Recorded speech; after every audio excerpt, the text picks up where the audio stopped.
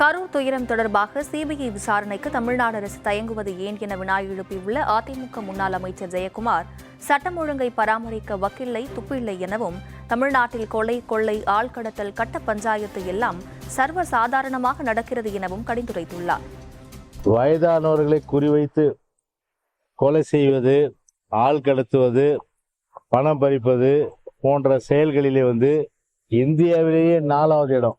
Times of India பாருங்க, நீங்க இந்தியாவிலேயே 4வது இடம் இன்றைக்கு தமிழ்நாடு இருக்கிறது என்று சொன்னால், இதை விட ஒரு கேவலம் ஒரு சட்ட ஒழுங்கு பராமரிப்பதற்கு வக்கில்லை, துப்பில்லை.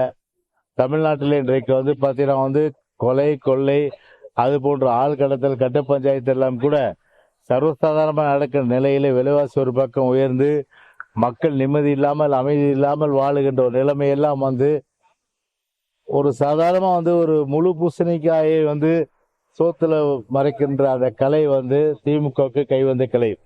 ஒரு தனிநபர் ஆணையம் மேல இன்னைக்கு நம்பிக்கை இல்லைன்ற சூழ்நிலை ஏன் சிபிஐ விசாரணை வைப்பதற்கு திமுக தயங்குது? இல்ல ஒரு உச்ச நீதிமன்ற பிரசிடன்ட் நீதிபதியாக இருக்கின்ற அந்த நீதிபதி தலைமையிலே கூட பார்த்தீங்கன்னா ஒரு பிரசிடன்ட் நீதிபதி, ஓய்வு பெற்ற பிரசிடன்ட் நீதிபதி தலைமையில ஒரு மாசத்துல இந்த மாதிரி அறிக்கை நீங்க கொடுக்கணும் அப்படின்றது ஏன் அரசு தெளிவுபடுத்தக்கூடாது? அப்படி தெளிவுபடுத்தியிருந்தா ஒரு திமுக மேல ஐயம் ஏற்படுறதுக்கு வாய்ப்பில்லை.